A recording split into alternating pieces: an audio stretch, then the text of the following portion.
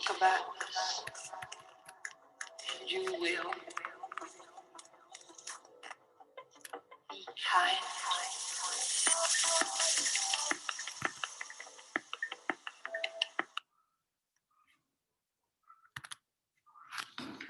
Buenas noches para todos. Espero que se encuentren muy bien. El día de hoy vamos a iniciar nuestra primera sesión sincrónica. Durante esta sesión sincrónica tendremos la oportunidad de interactuar, conocer un poco más acerca de nosotros, cuáles son los alcances de este curso, de este programa de formación continua especializada. Les doy la bienvenida. Y nuevamente les invito a que sigamos utilizando el foro para que podamos mejorar nuestra comunicación y podamos despejar todas las dudas y las inquietudes que se presentan a lo largo de este proceso formativo. Mi nombre es Giovanni Díaz Bustillo. Yo soy contador público. Antes de haber sido contador público, he sido profesional en comercio internacional. Cuando estaba en comercio internacional no me gustaba la contaduría pública, pero la vida lo lleva a uno hasta donde realmente es. Bienvenida, Andrea. En la medida que va pasando el tiempo, la contaduría pública pues, me ha agradado mucho. En la medida en que va transcurriendo todo, me han dicho, Giovanni, ingrese en este proceso de formación, así como ustedes lo están haciendo, y he continuado en eso. Hoy por hoy ya he iniciado un proceso de formación doctoral y pienso que porque me ha gustado el tema de la investigación, no ha sido algo que me ha dicho usted tiene que irse por ahí, sino que ha sido interesante. Pero yo no trabajo netamente en la parte académica, yo también me dedico a la parte empresarial. Realmente soy una persona que está en campo y que me queda un poco difícil dedicar el tiempo a conocer cómo se dictan clases. En todo caso, hoy por hoy trabajo con dos universidades muy importantes, con la Universidad Javeriana y con la Universidad ICESI. A ellos los apoyo en procesos de formación especializada, junto con la Universidad EAFIT en Medellín. Ya llevo varios años con ellos y bueno, estoy aquí porque los estudiantes les ha gustado lo que les he contado y cómo se los he contado. Y yo no he hecho nada, yo lo único que he hecho es contarles lo que yo hago a través de mi rol empresarial, ¿sí? A través de mi trabajo. ¿Listo? Aprovechando que Andrea se encuentra presente, me gustaría que Andrea me contara un poquito acerca de ella, qué hace, en qué se desempeña.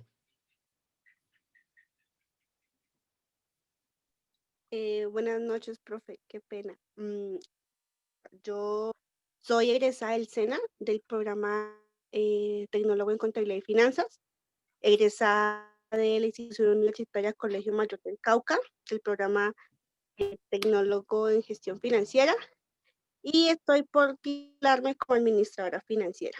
Básicamente, mi experiencia laboral ha sido en el sector financiero. Trabajé por 5 años dentro de una cooperativa y últimamente me he dedicado como a la parte administrativa, pues que han sido como los trabajos que me han salido. Actualmente estoy trabajando como asistente de gerente en una constructora y pues básicamente eso es lo que estoy haciendo y pues con la expectativa, porque sí me motiva mucho y me gusta mucho lo que son las finanzas.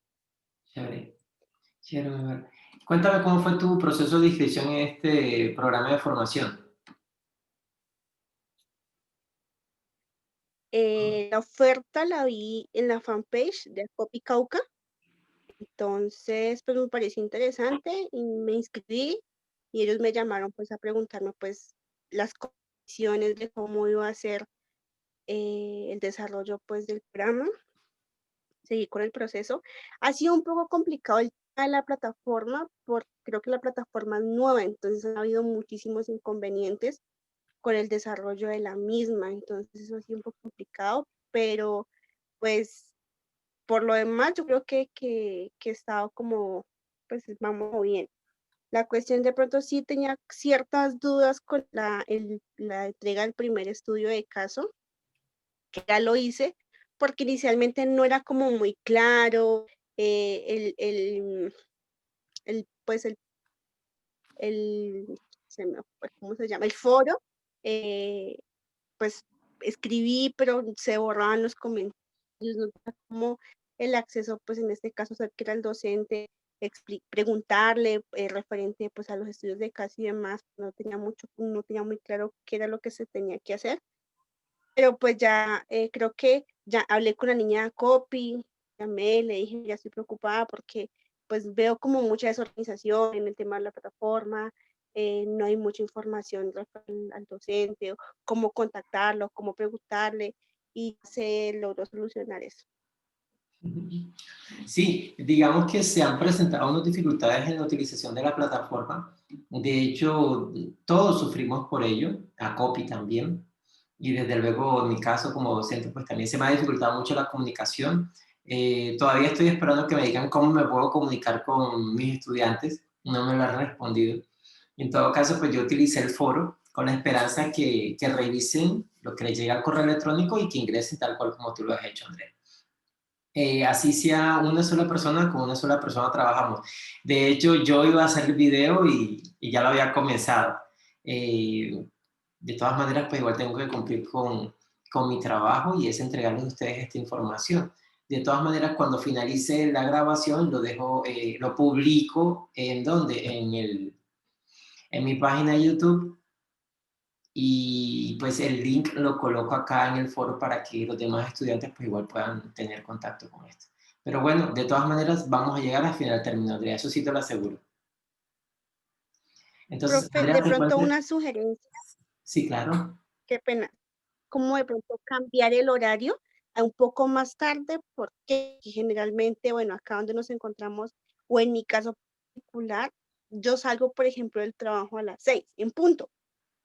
Entonces, de aquí que llegue a mi casa, o en este caso sigo aún en la oficina porque no me puedo ir precisamente por el encuentro, pues, que teníamos el día de hoy.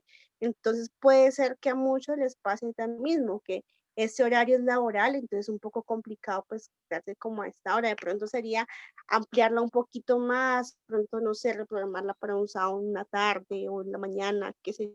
Pero sí, de pronto este horario es un poquito pesado en ese sentido. Claro que sí. Muy bien. Tomaré como a buen sentido de la sugerencia que me das. Yo ahorita también tengo otro grupo a las 7 de la noche. Vamos a ver qué tal nos va con ellos. A ver que les vaya bien con ese horario. Vale. Listo, Andrea. Entonces, les voy a comentar un poquitico acerca de cómo es el proceso de formación. Les voy a explicar si es que de pronto no han tenido acceso a este video.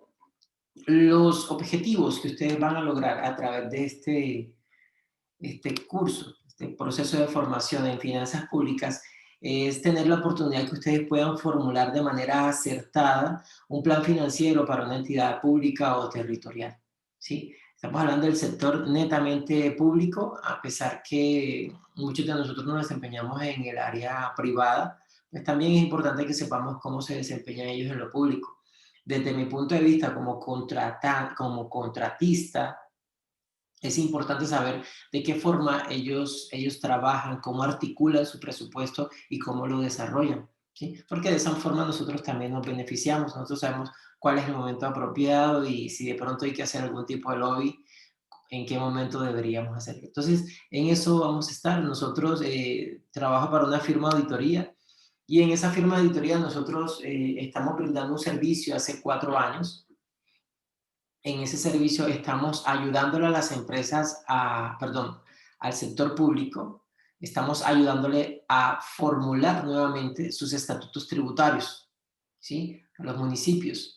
Entonces hemos reformado esos estatutos, les hemos colaborado a ellos en ese proceso y hemos puesto los elementos necesarios para que ellos mejoren su recaudo. Ahí les voy a dar unos ejemplos con respecto a ello. Bien, los objetivos de la acción de formación son 5. El primero, transferirles a ustedes, a los funcionarios, contratistas, a firmas asesoras de varias entidades a nivel nacional. Tenemos convocados Tolima, Nariño, Norte de Santander y Cauca.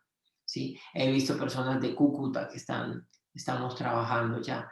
Brindarles ahí una visión estructural y sistémica del flujo de los recursos del Estado, que puedan comprender esta primera variable. La segunda variable es hacerlos capaces de formular de manera acertada un plan financiero para una entidad pública o territorial. ¿Sí? como otro de los elementos sería mejorar las competencias de los beneficiarios en el análisis del comportamiento de las entidades estatales. Cómo tenemos un presupuesto y cómo se desarrolla el proceso de su ejecución. Finalmente, desarrollar en ustedes habilidades blandas que les faciliten la ejecución correcta de sus funciones como planeadores, tanto de ingresos como de gastos del Estado. Este año ha sido un año atípico, un año en que realmente se nos han desbordado los gastos en algunas partes del sector público y en otros del sector privado, pues los gastos han disminuido. Hemos tenido como demasiado ya, ¿sí? Entonces es interesante ver cómo se maneja eso. Tenemos 5 unidades temáticas, ¿sí? En cada una de las, yo les voy a dar cómo sería cómo es la dinámica, ¿sí? Pero primero conozcamos un poco acerca de qué vamos a ver en cada una de ellas. En esta primera unidad temática tenemos la economía y la política fiscal. Las competencias que nosotros necesitamos desarrollar en ustedes es que ustedes comprendan la política fiscal y el comportamiento económico y financiero del país, el entorno. Entonces vamos a tener la oportunidad de conversar un poquito acerca de, venga, cuáles son los fundamentos macroeconómicos del sistema tributario y cómo se generan los impuestos, ¿sí? De qué manera el Estado genera un presupuesto, cómo administran las finanzas públicas en el marco del sistema financiero internacional, ¿sí? ¿Cuál es la política cambiaria que tenemos en nuestro país y cuál es el impacto que tiene dentro de la parte tributaria? Y finalmente las funciones del Banco de la República. Eso es lo que hoy vamos a ver. Vamos a hacer un resumen de toda esa unidad. Posteriormente, en la siguiente, nosotros vamos a hablar acerca del ingreso y del gasto público.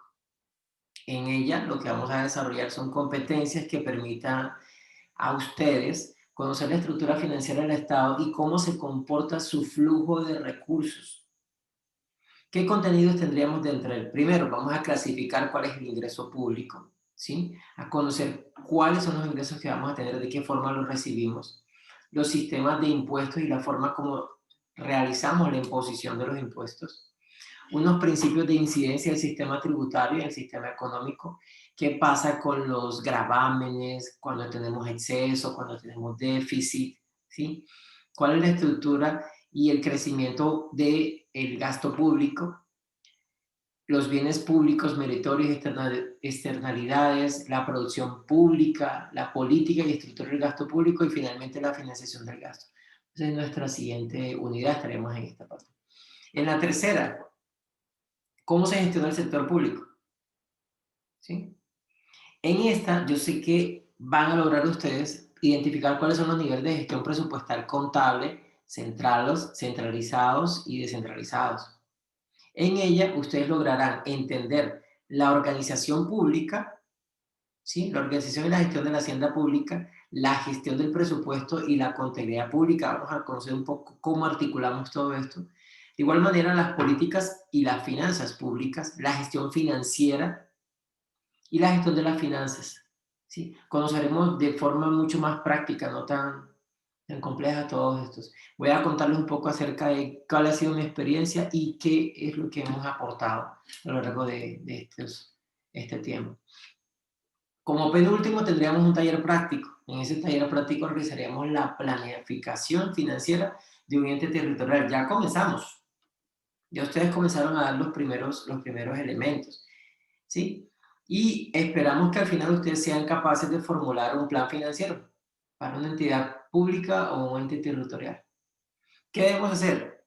Asignar, el caso ya está asignado, ¿sí? Vamos a socializar o vamos a conversar un poco acerca de la metodología de trabajo. Ya la compañera ya me dijo, profe, tenemos algunas dificultades, vamos a solucionarlas.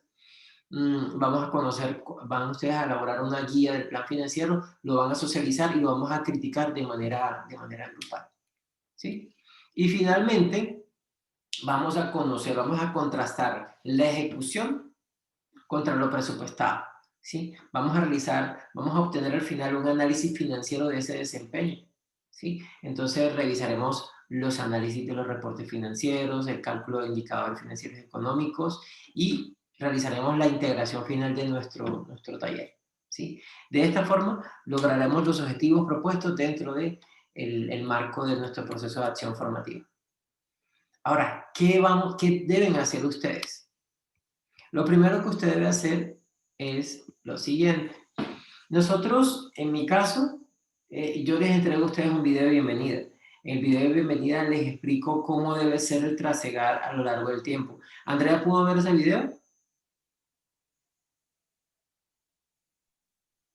Sí, profe, yo lo miré la semana pasada.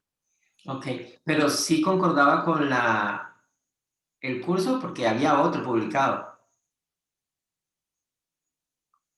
Sí, Pues entonces el que yo vi, sí, incluso estaba el contenido que se iba a desarrollar y es parte de lo que usted está tratando en este momento. ok, ¿yo lo dictaba, el video? ¿O era otra persona? Pues no me acuerdo, o sea, pues estaba hablando una persona, pero no sabría decirle con exactitud si era usted, la verdad, Ok, no sé. listo. Bueno, posterior a esto, ustedes tienen que realizar una evaluación inicial de conocimientos. Con esta evaluación inicial de conocimientos, ustedes van a obtener una calificación de manera automática. Finalizado esto, ustedes pasan a desarrollar cada unidad temática, ¿sí? Descargan su información, la revisan, generan comentarios, hacen observaciones y finalmente ustedes presentan una evaluación de conocimientos. El material y la evaluación ustedes también la encuentran cargada dentro de la plataforma. Esas son las actividades que ustedes deben estar realizando, ¿sí? En cada unidad temática ustedes realizan la lectura que tiene a su cargo. Tienes un video introductorio, el análisis del caso en el foro abierto. En la medida en que ustedes se comuniquen, digamos que en menos de 24 horas su docente, su profesor debe estarles contestando a ustedes el foro. Entonces cuenten con eso, hasta el momento se ha logrado, ¿sí? Y ustedes también deben realizar aquí un test de evaluación de 10 preguntas. Final, en cada una de las unidades temáticas vamos a realizar una clase virtual en directo, como la que estamos realizando en este momento. Aquí ustedes van a socializar de manera grupal todas sus inquietudes y dudas. ¿De acuerdo? Esta es nuestra primera parte. ¿Sí? La otra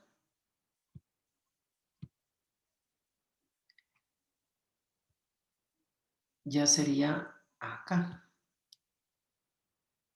Ya nuestro proceso de formación en sí. Entonces, le pregunto a Andrea. Andrea había subido un material, ¿cierto?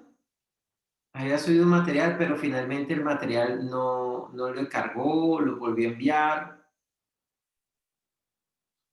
Sí, yo lo subí la semana pasada y hoy mismo, o sea, el día de hoy subí, nuevamente lo subí, que era lo referente al estudio de caso.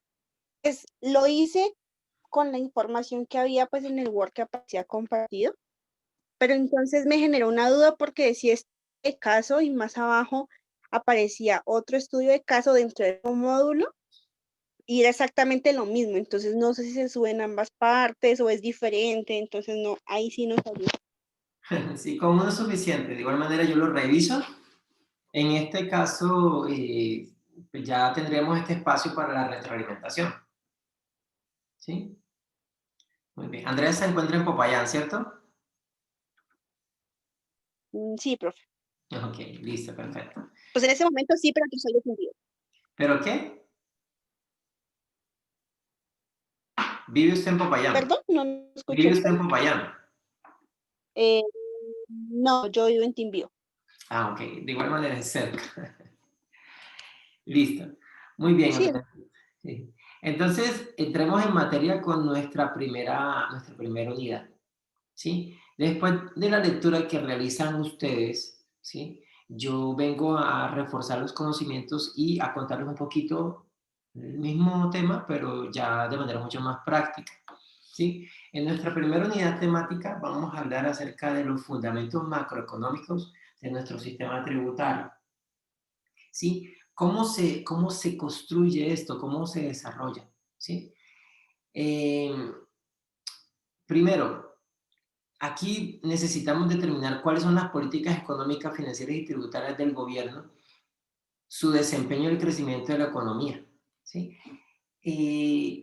A lo largo del tiempo, nuestro país ha sufrido una cantidad de reformas tributarias, un sinnúmero de reformas tributarias. Como contador público, muchos compañeros me dicen, ¿ya te leíste la reforma tributaria? Me lo dicen como en diciembre, no me gusta, no me agrada leer la reforma tributaria porque eso pasa por muchas manos y al final lo que quedó, quedó. No es mucho lo que nosotros podamos hacer, en realidad. Sí me gusta cuando yo tomo la reforma tributaria, cuando ya entregan la reforma tributaria, me gusta entender es el espíritu del legislador, ¿sí? ¿Qué quería él hacer? ¿Sí? Porque dependiendo de la forma como él lo quería hacer, que eso está ahí en fundamentos, ¿sí?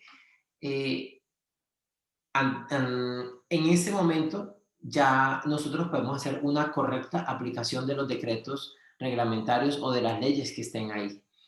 ¿Por qué se los digo? Porque generalmente después de emitida una ley o un decreto reglamentario, existen vacíos. Y ya sabemos que estaremos topando con la Dirección de Impuestos de Aduanas Nacionales y ahí tendremos el choque. Esa es una pelea, como decimos en la costa, de tigre con burro amarrado.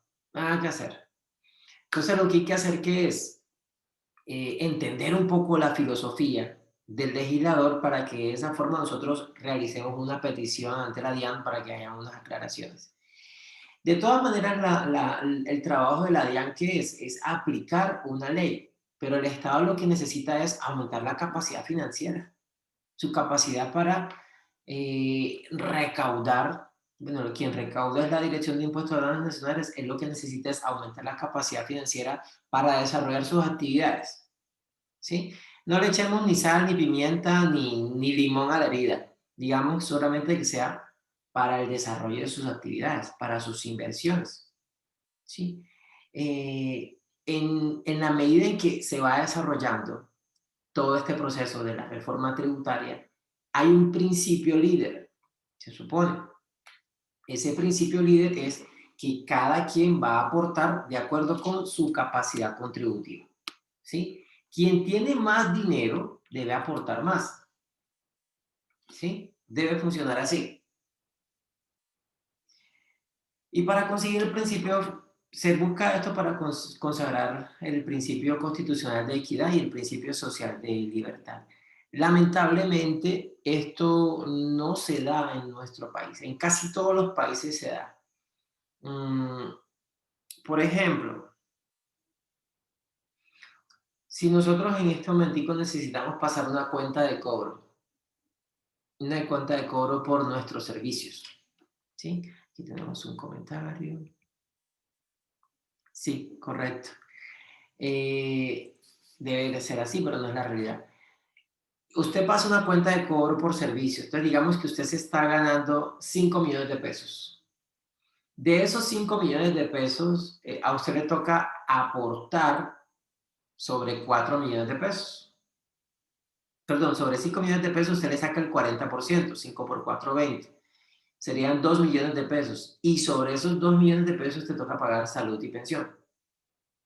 ¿Sí? Lo multiplicas por una parte por el 16 y por otra parte por el 12%. Si tú no estuvieras ganando 5 millones de pesos, sino que de repente te estuvieras ganando 15, 12, 30 millones de pesos, 40 millones de pesos, hay un tope en el cual a partir de ahí ya tú no vuelves a pagar, no vuelves a tributar más en salud y pensión. Entonces miren que ese principio de equidad de pronto, de repente no se está cumpliendo como tal, ¿sí? En las escalas de renta, en la medida en que usted va incrementando los ingresos, no necesariamente tú estarás pagando más, ¿sí? El IVA.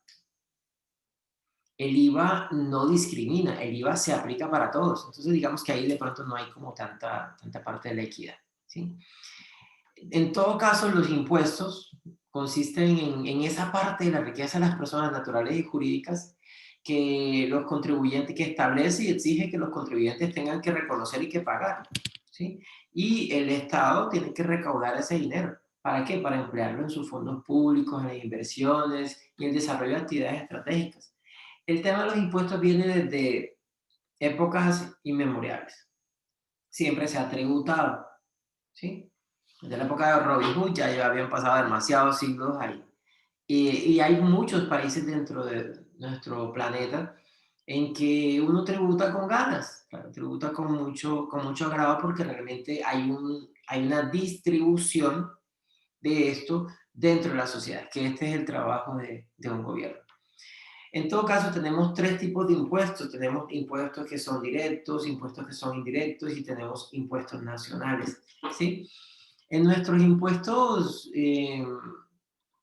tenemos, bueno, lo siento, tenemos dentro de la categoría de impuestos directos, tenemos impuestos tales como la renta, el impuesto a renta. ¿A quién nos está grabando? Exclusivamente a nosotros, a lo que nosotros nos ganamos. Entonces, fíjense que en este caso es directo hacia nosotros, pero cuando nosotros hablamos acerca de un impuesto indirecto, él ya no discrimina, ¿sí? Si hay una persona que está limpiando vidrios en parabrisas en la esquina y esa persona quiere comprarse una Coca-Cola, le toca pagar el mismo IVA que la persona que va en el carro conduciendo.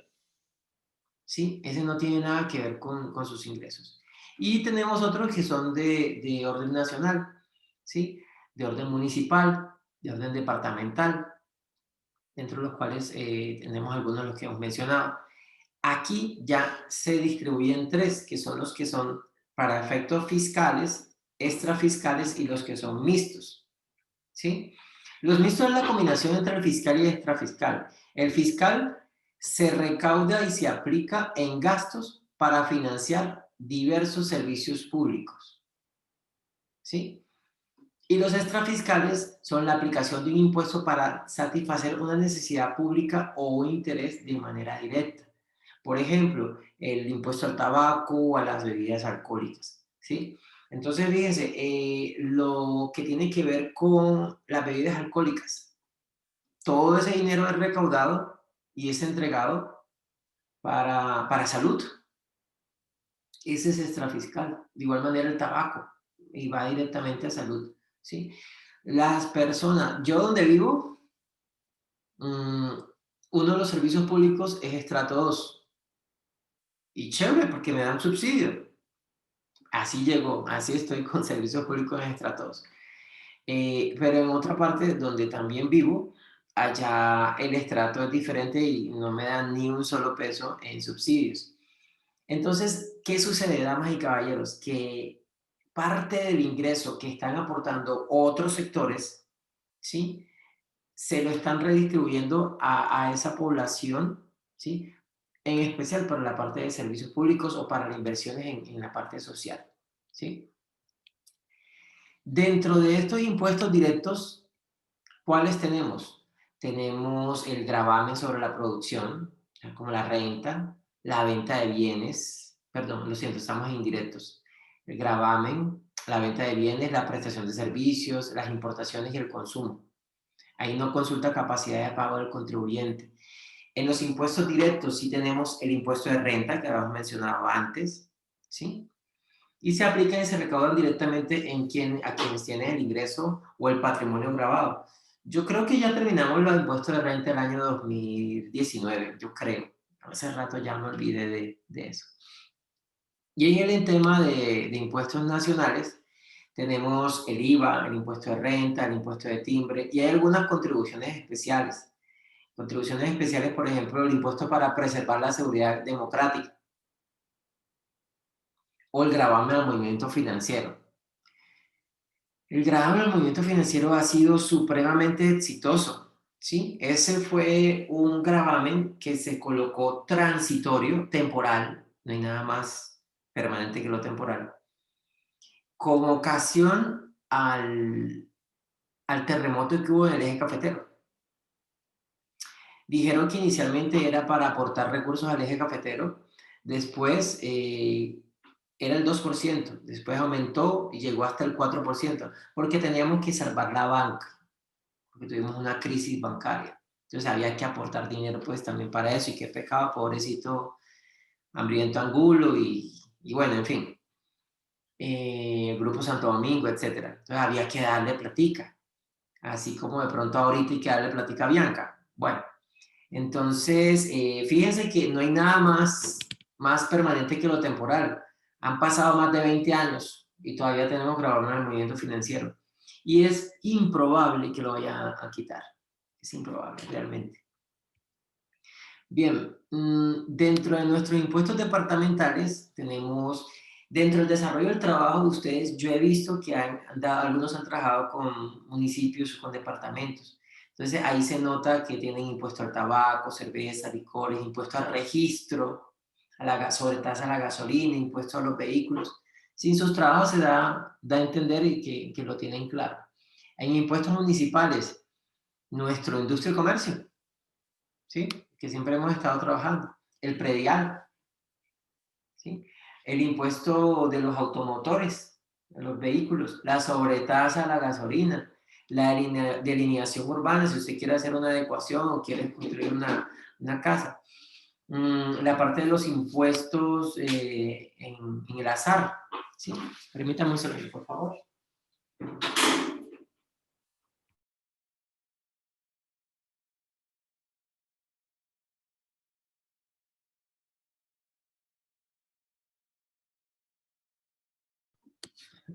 Que ya estaba servido.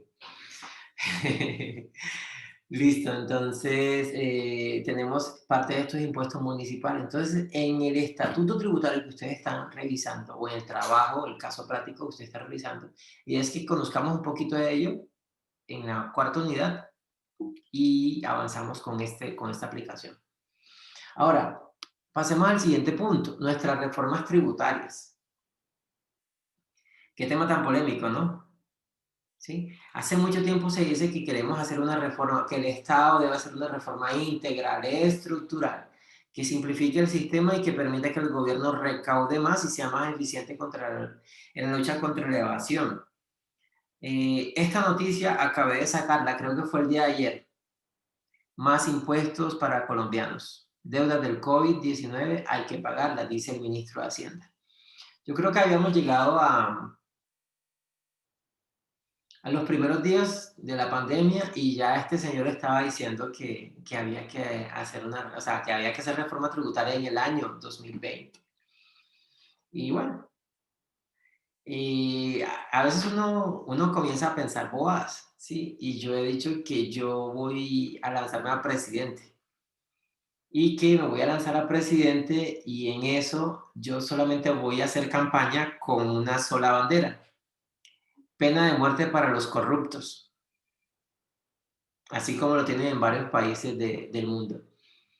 Para poder llegar a eso mejor dicho, hay que hay que hacer una reforma constitucional, etcétera, etcétera.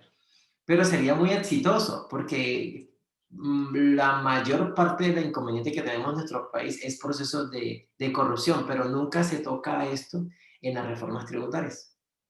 Y si se toca de manera tangencial. Tanto es así como en mi caso como revisor fiscal y como auditor que me desempeño en varias empresas, yo reviso hasta dónde el proceso de evasión que tienen las empresas puede generar un proceso disciplinario contra mí. Porque casi todas las empresas tienen inconsistencias dentro de su contabilidad. Entonces la pregunta es, ¿qué tan difícil o qué tan complejo es la situación? ¿Estamos? Ojalá que se dé esta reforma tributaria, pero que en verdad sea estructural, ¿sí? Y que disminuya ese proceso de evasión junto con la parte de la corrupción. Bien, la otra es cómo interviene el Estado a través del presupuesto, cómo se gesta esto, cómo se desarrolla. Pues primero que todo, el presupuesto es una herramienta para la toma de decisiones de todos los gobiernos, ¿sí? Con ella se puede dar el cumplimiento a todos los programas, a sus planes de desarrollo, pueden impulsar, propiciar, satisfacer las necesidades básicas que tengamos en toda la población. El que más tiene, por ejemplo, Bogotá, Medellín, Cali, Barranquilla, se distribuye a las ciudades que menos tienen. Eso es lo apropiado, eso es lo adecuado. Dentro de esto nosotros tenemos un ciclo presupuestal.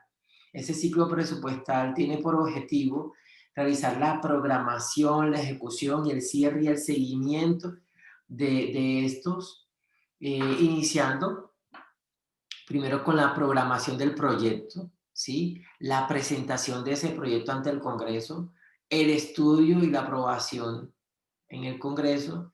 Finalmente se hace la liquidación del presupuesto general de la Nación, se hace la ejecución y se le hace el seguimiento y la evaluación al mismo.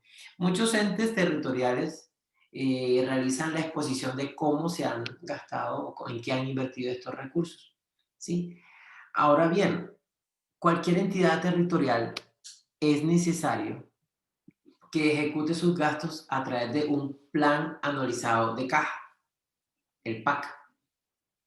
En el PAC, ustedes, si algún día ustedes o actualmente son contratistas del Estado, deben tener en cuenta que cuando ustedes realizan una transacción, un negocio con el Estado, usted primero lo que va a tener es un certificado de disponibilidad presupuestal. En el certificado de disponibilidad presupuestal a usted le están indicando, se lo voy a explicar de manera breve, les están indicando que tienen un dinero disponible para consultoría, por ejemplo. Pero hay otra parte, después del certificado de disponibilidad presupuestal, que viene un compromiso presupuestal o un registro presupuestal. Cuando yo tengo un compromiso presupuestal, una obligación presupuestal, estoy diciéndole, ese dinero se lo debo a Giovanni Díaz Bustillo, ¿sí? O el registro presupuestal, yo ya estoy asignándole esos recursos directamente a Giovanni, ¿sí? Ahí es cuando dicen, oiga, la plata me la deben, ya no me están diciendo que tengo como el certificado de disponibilidad presupuestal, tengo una plata disponible, no, ya eso tiene nombre y cédula, viene para mí. Finalmente tenemos el pago, ¿sí? En algunas ocasiones tienen la posibilidad de administrar o de pronto de intervenir los recursos que vendrán hacia futuro, las vigencias futuras. Podemos inscribir proyectos en un banco de programas de proyectos, ¿sí? Y podemos hacer reservas presupuestales. Eso nos lo permite el plan anualizado de caja. En este ejemplo, ustedes tienen la forma como ustedes ejecutan el plan anualizado de caja. Realizan la apropiación de los recursos, generan el certificado de disponibilidad presupuestal, después viene la obligación, que es el compromiso, y el registro presupuestal, y ya ustedes presentan su factura, su documento equivalente, y llegamos al pago. Así es como lo realizaríamos. Perdón. Bien, ahora, ¿qué pasa con esas finanzas públicas en el marco del sistema financiero internacional? Nosotros tenemos muchas presiones internacionales, pero las presiones internacionales están dadas porque Colombia debe dinero. Hoy en día, el 60% de la producción del país se debe. El 60% de lo que se gana el país se debe. El país tiene ingresos, de sus ingresos, ingresos tributarios, ingresos por venta de propiedades, ingresos por inversiones que tienen. Entonces imagínense ustedes que estén endeudados en el 60%. Durísimo, ¿cierto? Llega un momento donde ustedes están tan agobiados con sus obligaciones que ¿qué les toca hacer? Conseguir otro trabajo, ¿verdad? O no, que les paguen más por su trabajo porque no puedes conseguir otro trabajo. En este caso, si el Estado necesita ganar más, nosotros vamos a tener que contribuir más, ¿sí? Entonces, en este caso, verificaríamos cuál es la política fiscal. Entonces, la política fiscal es esa cantidad de medidas que el Estado tiene que tomar con respecto al gasto, a los impuestos, al endeudamiento, para poder cumplir con sus obligaciones, con sus préstamos. Entonces, cuando usted tiene una empresa, tiene una obligación con el banco le está diciendo, mándeme los estados financieros, mándeme los estados financieros. Claro, tienen que cuidar su platica. Entonces nosotros acá tenemos Banco Mundial, ¿sí? Que nos ha prestado de pronto un dinero y nos ha dicho, bueno, como usted me tiene que pagar, hágame el favor, tienes que realizar una reforma tributaria y aumentar tus ingresos. Es sencillo, ¿sí? Entonces las políticas económicas del gobierno persiguen tres objetivos. El primero, asignar de forma eficiente los recursos. Eso lo podemos lograr disminuyendo los gastos, ¿sí? Otra opción sería la redistribución del ingreso. Y la tercera sería la estabilización de las fluctuaciones del producto alrededor de su nivel de potencial, es decir, ser mucho más eficientes. Esos serían nuestros parámetros de política fiscal. Estas funciones se cumplen principalmente mediante transacciones tanto de ingresos como de gastos, ¿sí? Y se realiza de dos maneras, realizando una correcta clasificación económica y una funcional. La clasificación económica tiene en cuenta el impacto económico en las transacciones del gobierno a través de su punto de vista en el análisis económico y financiero, es decir, el cómo va a administrar esto, ¿sí? Y la otra, que es la funcional, va encaminado al gasto público, a mirar a ver cómo va a mejorar el gasto, las transacciones que efectúa, ¿sí? En realidad tiene que estar trabajando en relación costo-beneficio, costo-beneficio. De esa forma trabaja el gobierno. Casi para terminar, tenemos la política cambiaria. Y aquí sí se pone chévere esto. A mí me encanta mucho ese tema. La primera vez que yo salí de viaje fuera del país, el dólar estaba a 1800. Digamos que estaba bien. No me sentí, estaba pagando, pero era difícil. En ese caso, yo pagaba una Coca-Cola. Una Coca-Cola me costaba $1. Y hoy por hoy, una Coca-Cola me cuesta el mismo dólar. Permítame. Sí, el mismo dólar. Solo que hoy por hoy ese dólar ya me vale 3.800 pesos. ¿Sí? Entonces, no solamente lo pensemos desde ese punto de vista, ahora también pensemos en, oiga, ¿qué pasa con todas las compras que yo estoy haciendo? ¿Sí? ¿Se puede encarecer? Sí, así es. Nosotros tenemos un tema totalmente controversial. ¿Sí? El tipo de cambio es desfavorable para las importaciones. ¿Sí? Hace... No, todo. Qué chévere tener ese iPhone, ¿cierto? O ese celular que tú quieres. Cuesta $800. $800 es, para ellos son como 800.000 pesos. Para nosotros son casi 4 millones de pesos. Yo creo que tú te puedes comprar un celular de 800.000, ¿cierto? A ellos también se lo pueden comprar, porque ellos se pueden estar ganando tal vez 900.000, así como muchas personas que trabajan con nosotros que se ganan el salario mínimo y compran un celular de 900, 800.000 pesos. Pero una persona que gana 2 millones de pesos fácilmente se puede comprar un celular de 800.000. Entonces, la situación es que es desfavorable para nosotros aquí en nuestro país. Esto favorece las exportaciones. Sí, pero ¿qué exporta Colombia? No, pues café, sí. ¿Y qué más? Petróleo, sí. ¿Y qué más? Carbón. ¿Quién se beneficia con la exportación de petróleo? Ecopetrol, ¿sí? Entonces, si nosotros disminuimos la tasa, ¿sí? Esto estaría afectando el cambio y las ganancias que tendría Ecopetrol. Entonces, ahí tenemos un problema con la inflación porque estamos comprando productos del exterior que al hacer el cambio de la moneda, su precio es demasiado alto. Piensen, ya dejemos de pensar en lujos y esas banalidades. Ahora pensemos en los insumos para poder cultivar, para poder cosechar. Son importados y cada vez que aumenta la tasa representativa del mercado, impacta dentro de este producto, dentro del agro. Entonces, ahí es donde nosotros estamos afectados. Ahora bien, de acuerdo con los estudios a nivel internacional, es mejor controlar la inflación, porque al parecer la inflación, si está controlada la inflación, no es tanto el impacto que existe por la apreciación de la moneda, por la devaluación. Se supone. Pero bueno, ya pasamos de 1.800 a 3.800 pesos. Bien, eso es con respecto a nuestra política cambiaria. Y de ahí surge la importancia que tiene el Banco de la República. El Banco de la República, con sus funciones, es lo que nos dice, en realidad lo que ellos necesitan, ellos son un ente de naturaleza única, autónoma, administrativa, buscan preservar la capacidad adquisitiva de nuestra moneda. estabilizar el producto, el empleo, suena muy bonito, ¿no? Regular la liquidez de la economía y facilitar el funcionamiento del sistema de pago y de estabilidad de la moneda. Una de las misiones de ellos es controlar la inflación. Y eso es lo que incluso por, de manera constitucional está dado. Usted tiene que preservar la inflación. Echarían a todas las personas del Banco de la República si estuviéramos en Venezuela con un 5.000 o no sé cuántos millones de devaluación. ¿De acuerdo?